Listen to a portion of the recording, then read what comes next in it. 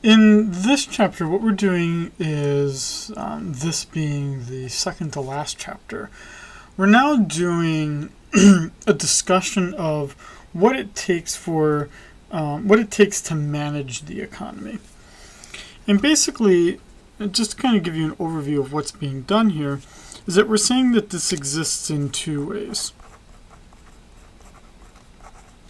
When we're talking about fiscal policy, as we're doing in this chapter, we're talking about the government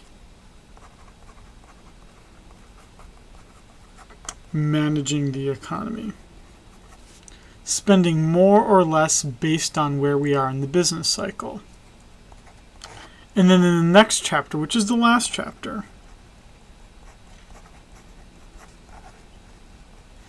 looking at monetary policy, which then basically means that the central government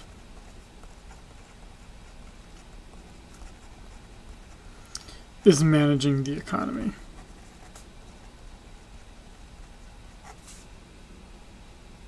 So let's start.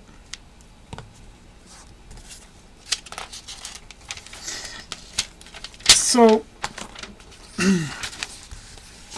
in this case here, what we're talking about for fiscal policy are changes either in the government spending money or earning money, and the way that the government earns money is by taxing us. And what they're doing is they're doing that to, just to kind of combine this all together, they're basically managing the economy. What does it mean to manage the economy? It means that you are trying to get as many people work as possible. You're trying to make sure that the inflation rates don't go up as much, and you're trying to encourage economic growth to occur. Basically, keep us on the higher points on the business cycle rather than on the lower points.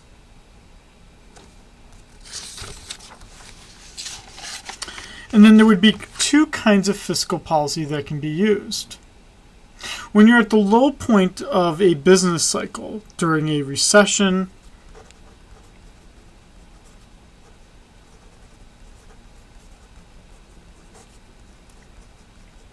and during an economic contraction, what you would use is expansionary fiscal policy. Because then what you're doing is what you're doing is that you're either then increasing government spending or you're reducing taxes, or doing both. Now the reason why is, remember back to GDP equals consumption plus government investment plus government spending plus net exports. The idea is that during a recession, that's declining. So what you want to do is you either want to increase government spending to offset that, or you want to reduce taxes so that maybe consumption goes up instead. Because if people aren't being taxed as much, then they spend more. But the problem with expansionary fiscal policy is it causes a deficit. A deficit exists when the tax revenue is less than the government spending. Basically, the government's spending more than it's bringing in. That's a deficit on an annual basis.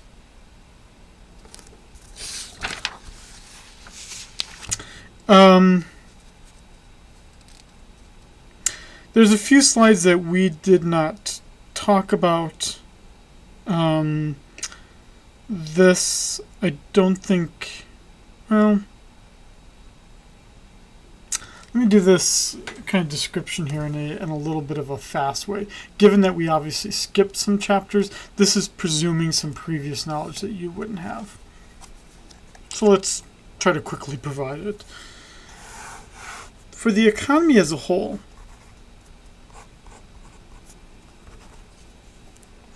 what if we put the real GDP on the x-axis, which stands for the quantity, the real GDP, which is quantity, and the price level, let's just say that we're measuring it with inflation. Then the overall economy has what's known as an aggregate demand.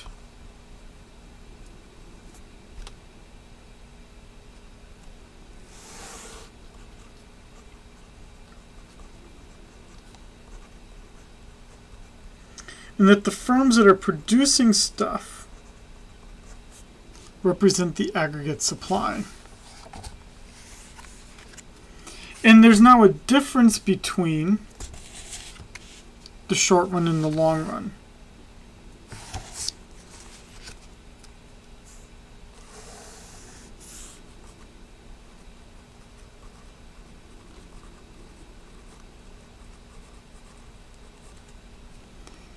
Such that potentially I could say that my short run equilibrium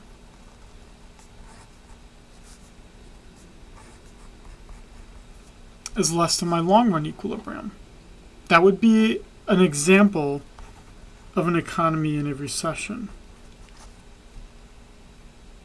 What I'm trying to do here is I'm trying to increase government spending or lowering taxes so that I can increase consumption.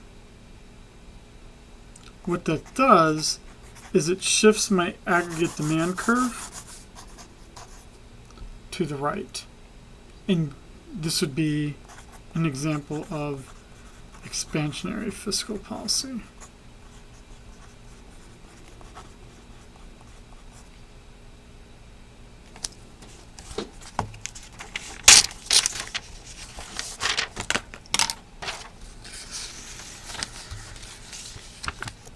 Now we can do the opposite, although it's not done very often because you basically use it when the economy is doing very, very well. And this is what's sometimes called like taking away the punch bowl from a party. You know, like you could imagine like an olden days party where people just throw everything into a punch bowl, like liquor. We're talking liquor here, right? Or good stuff, right? And just as the party is just about to get out of control, you take away the liquor, right? Well, that would control the situation, right? Because then over time, people would get less drunk and then the party would end peacefully. Well, what if you don't, right? And then people start punching each other and, right, the cops break up the party. That's what this is trying to avoid here. So what you're doing here is you are reducing government spending or you're raising taxes. Because basically you're using it when you're at the peak or possibly even when the expansion is going too well.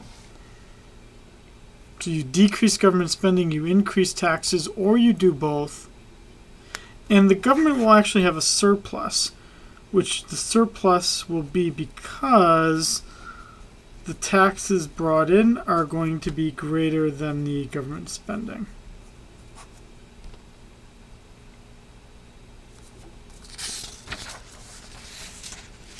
The way that this picture would look like for the newly drawn pictures that I'm creating here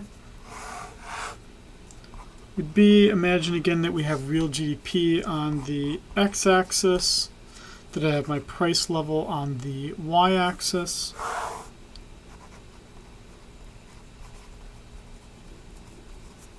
that I have my aggregate demand here,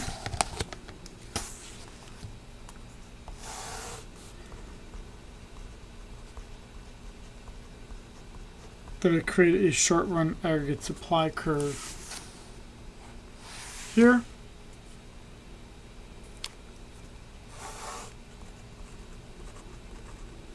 but that my long-run aggregate supply curve is here. So basically I have an economy that's performing better than it should. Here's my short-run equilibrium. Here's my long-run equilibrium. So what I'm trying to do now is have contractionary policy. What I'm trying to do is raise taxes, lower government spending, which has the impact of lowering aggregate demand curve. In other words, shifting my aggregate demand to the left and moving the economy back to an equilibrium. This one's a little harder to understand perhaps why you would do this, but if you don't do anything, what you're going to see happening is that prices are going to start to go higher and higher and higher. So it's very important to kind of cool the economy down before the cops come.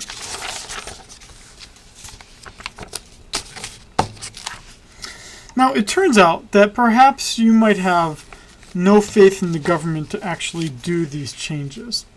And that's all right. You don't have to think that that politicians are actually going to do their job for this to actually occur. Because it turns out that a great deal of the way in which the government budget is created does things where things change automatically. Let's do an example here. In the Hawaiian budget, state budget, we would imagine that there are programs for like housing assistance, rental assistance, right? Well, people become eligible for it or ineligible for it because, right, they don't meet certain criteria, or they do meet certain criteria. And we will find that, for instance, more people meet that criteria when the economy is doing poorly. So if the economy is doing poorly, then the Hawaii government, state government, will spend more on rent assistance to people. That would mean government spending goes up automatically. Or, for instance, economy is doing poorly and I lose my job.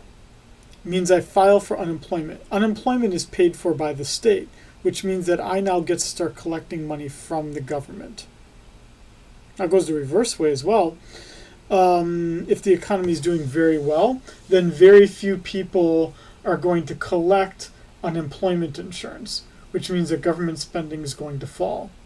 Or, economy is doing very well, people no longer need rent assistance, perhaps.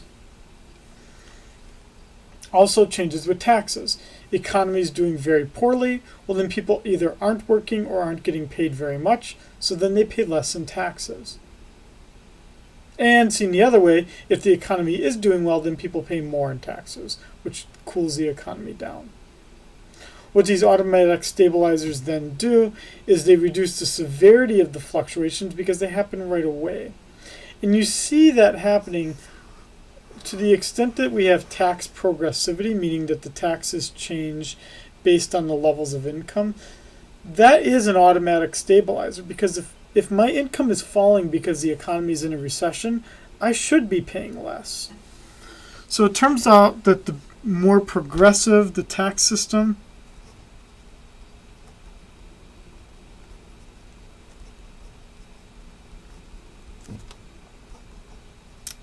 the more it acts as an automatic stabilizer.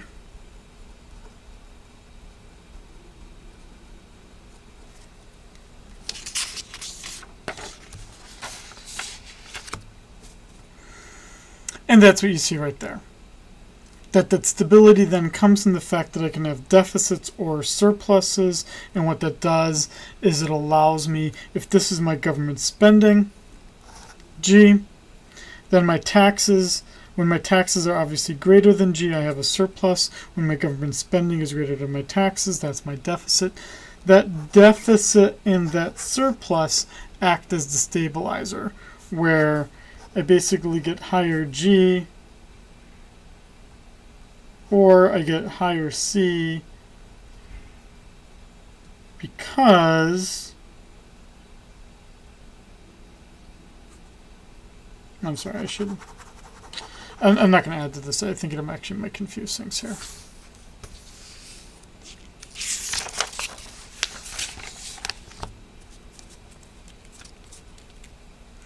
Now, you can have then those two kinds of fiscal policy, expansionary, contractionary.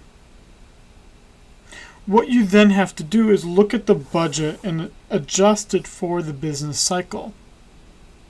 If it turns out that even when the economy is doing well,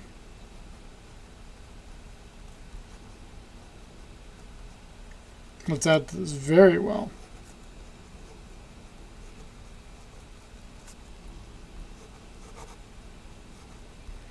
let's say that even when the economy is doing very well, you have a deficit, well, then you have a bad budget. There's something fundamentally wrong with your budget if, cyclically adjusted, you still have a deficit, even when the economy is doing very well. spending too much money. Now you can go the opposite way as well, right? When the economy is doing very poorly, what if you have a surplus?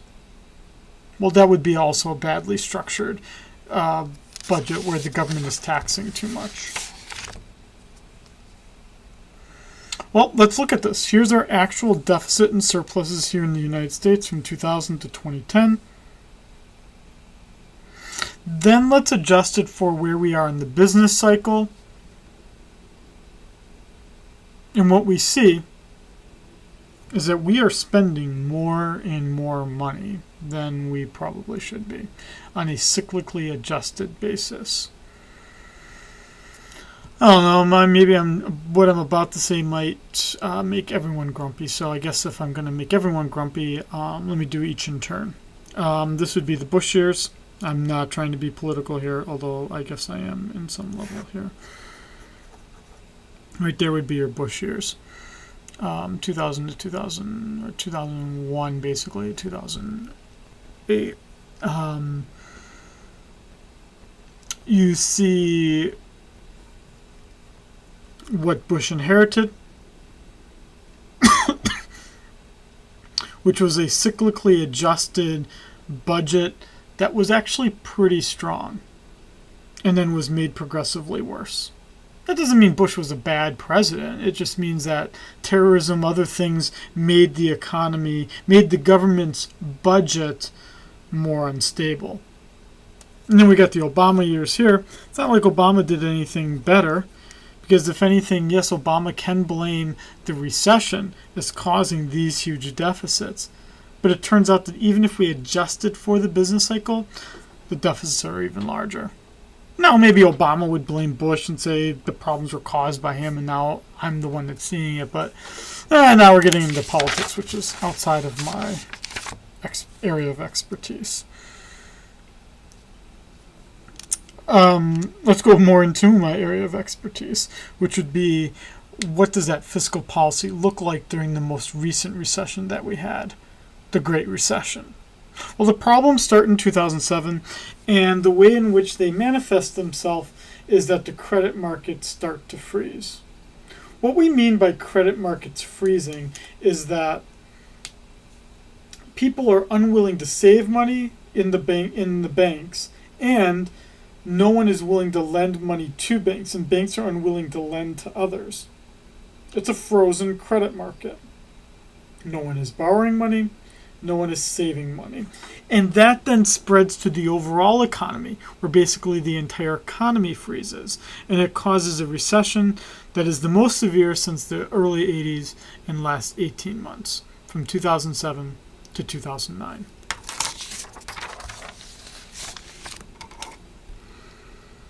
And what we see are deficits that become larger and larger and larger. I don't know. Whether we want to use fiscal policy to try to fix things would be, you have to take into account the fact that the government can't fix everything. And the government can't fix everything in part because of these timing issues. It takes time to recognize that there's an economic problem.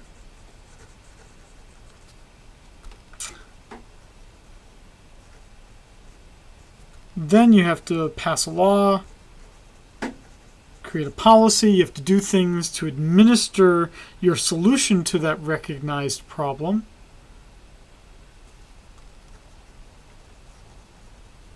And then you have to implement the policy or enforce the law,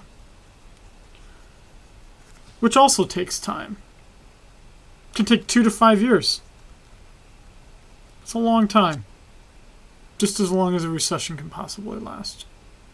Plus, what we also have to worry about with fiscal policy is that it's going to be tainted with politics. People trying to get reelected, people trying to help their political party and hurt the other party. Do we really want that influencing our economy as a whole? I mean, I don't, but I'm an economist, so I'm not exactly the best person to ask. The other problem with fiscal policy is that it can be reversed by the next president or by the next Congress. And so you have that, you could have policies changing every 2 years, right? Because the House of Representatives, they're reelected every 2 years, or presidents, right? Every 4 years or 8 years, right? For an administration. Do you really want things just changing that often? And then even what happens on the federal level, we still have to think that the government's actually much larger on the state and local level. And what the federal government does can be very different than what the state and local governments do. The final problem with fiscal policy is it can crowd out what you and I do as individuals.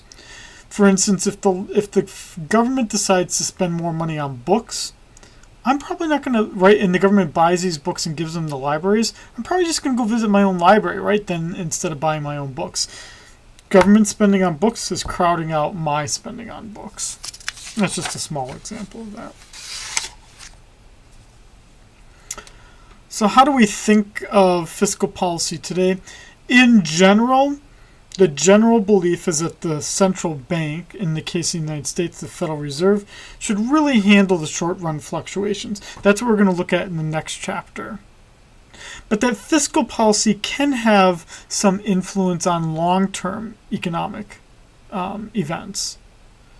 And that really what we should start to do is use tax cuts to encourage people to work more, to undertake investments that they otherwise wouldn't, or start to innovate, and that the government should spend money only when it involves public capital projects like bridges, or I guess you could say the rail here in Hawaii, things like that, rather than just giving money to people for I'm not trying to be heartless here. Let's say, what if I give money to people, I expand my definition of people being disabled. That might not be a good way of helping the economy. Or what if I let people collect unemployment longer? That wouldn't be a public capital project. That would just be giving people more money. Deficits added up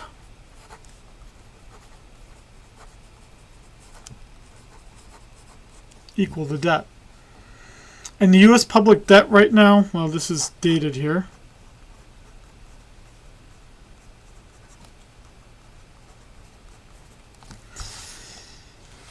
In the 21.6, I believe it's about $18 trillion. If you want to really look at something sad and confusing, you could look up on the internet U.S. debt clock, and you'll see what the actual amount is. But it's about $18 trillion, which is about the size of the economy. The form that the U.S. debt takes is Treasury bills, notes, bonds, and U.S. savings bonds. And these are the largest owner of the debt is not who you probably think it is. It is not foreign governments or foreign individuals. It's a big chunk, but rather what we see here is that most of the debt of the U.S. is actually owned by, a great deal of the debt is actually owned by the Federal Reserve. And then the individuals, and the big one here for U.S. government agencies would be Social Security. Social Security is forced to buy U.S. debt. So it turns out that most of the money that we have accumulated, most of the debts that we have accumulated, we actually owe to ourselves. So if we fail, or at least foreign governments can't force us to fail. Yeah, they own a really big chunk, but it turns out that we actually own more of the chunk than not. Probably perhaps a little bit more troubling is this picture here, because what it shows is that while great progress was made, I'm not trying to be political here, I'm really not. While great progress was made to the end of the Clinton administration, where the federal debt held by the public as a percentage of GDP reached a low of less than 30% of the GDP. If we extend this out to 2016, it is now greater than 100%. Meaning the amount we owe to the public is now greater than the annual production within the economy. Pretty troubling. Yeah, you could blame the Bush administration for changing a downward trend to a slightly upward trend. You could also blame the Obama administration for causing this. And you could blame the economy as well. I don't know. It shouldn't have been going up when the economy was doing so well. Yeah, the recession was pretty bad, but do I think it should have actually been going up by that steep? I don't know. Now we're asking my personal opinion about things. It should not be as important. But we're not alone. And again, this goes up to 2010. In the meantime, we are now greater than 100%. So we joined the likes of Japan, of Greece, of Italy. Not good company in this case, because it means that we are more indebted to our population and to others. Why is it bad to owe money? Well, we have to pay interest on it. And that interest on the debt is now about 1 out of every $5 that the government spends, or 20% of the U.S. budget, is spent on just paying interest. That's money that could obviously be used by the government to pay for other things. Instead, we're just keeping our creditors off our backs by paying the interest. Now, it should be said that the U.S. is not going to go bankrupt. What we do basically is we refinance that debt. When debt comes due, we issue new debt, and then we use the money from that newly issued debt to pay back old debts. It turns out that most of the money we owe actually dates back to fighting World War I. That was the last time our debt was fully paid off. So we're basically just repaying off loans that were initially incurred when we fought World War I. We fought the Germans. Also, we don't need to be too concerned about the debt because we can always just raise taxes. That obviously causes a distributional problem across generations, because what that would mean is that our parents' generation incurred large debts that we are going to have to pay back because we are now of the working age. So if you want to be grumpy at someone, be grumpy at your parents now for something else. We obviously need to be somewhat concerned about that issue of owning foreigners' money, because it does mean then that foreign countries do get to dictate slightly what we do in this country.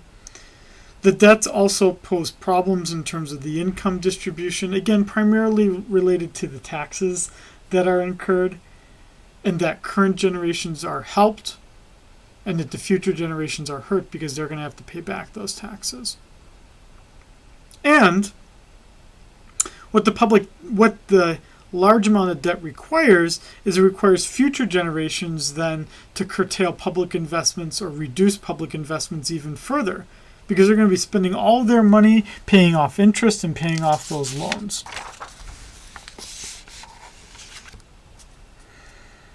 And what we see then is that it tends to reduce investment, for instance, in the economy. Now, this slide is a little bit deceptive. The reason why we're talking about Social Security here is that Social Security represents the largest expenditure by the federal government. The government spends more money on Social Security than on anything else. Now, you get Social Security for primarily one of three kinds of events happening.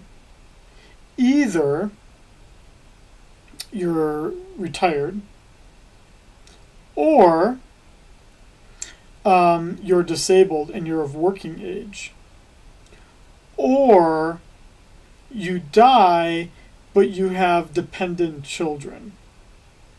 Right? So For instance, if I've got to drive home from work and let's say I die in a massive auto accident on the way home, that would mean that my son will get money until he turns 18 as a survivor of me, right? To kind of replace the income I would have provided him had I lived until he turned 18. If I'm disabled, I receive Social Security because what that's designed to do is get me to retirement age when I could then collect Social Security as a retiree. To get any of these Social Security benefits, you have to work for a certain period of time. It turns out that all the money that Social Security is bringing in right now, they're going to spend it all by the year. It used to be 2036. Now it's kind of going out to the year 2042. But do not get the conception that all the money runs out in 2042 and that no one will get anything back after that. Even if no changes are made, you'll get approximately 80% of what you were promised. I'm not going to say I guarantee you, because someone will sue me if they don't get it. It is incredibly highly likely that you will get something from Social Security when you are about to retire. You just might not get as much as you were promised, but you'll still get something quite big. And that's what we see right here. That as the population ages in the U.S., which is what this is showing, is that the population keeps getting, that you reach a point where those who are eligible for Social Security reaches up to 25% of the population, compared to, slightly 15 to, this is the baby boomer generation, slightly over 15 to 20% of the population. Well, that's going to place greater strains on the Social Security system. And it may then run out of money. So then how do we fix it? Well, you fix it by either telling people they have to work longer, or you raise the earnings that Social Security is taxed on. Right now, the Social Security tax is 7.65% on the employee and 7.65% on the employer. On your pay stub, you see this sometimes referred to as FICA, Federal Insurance for Children and the Aged. So this adds up to a little over 15%. 15.3%. But it's only on what is it? I think it's on $103,000. So everything I earn over $103,000 is not taxed in terms of Social Security. Well, that's bad for Social Security because what that means is that they're going to be taking in less revenue. Or maybe I could say, rich people, you have so much money, you don't need Social Security. Right now, the richest person in the world, Warren Buffett, he's of retirement age. He's probably collecting Social Security, but he doesn't need the money. What if we just said, yeah, you don't get it, you're too rich? Or what we could do is train people to work higher paying jobs so that they pay more in Social Security contributions. Or the last solution would be that we just tell people, you know what, maybe you should get to directly invest it. And maybe you'll invest it better than Social Security so that you would then earn more money because Social Security is better able to pay that money because your earnings are growing faster.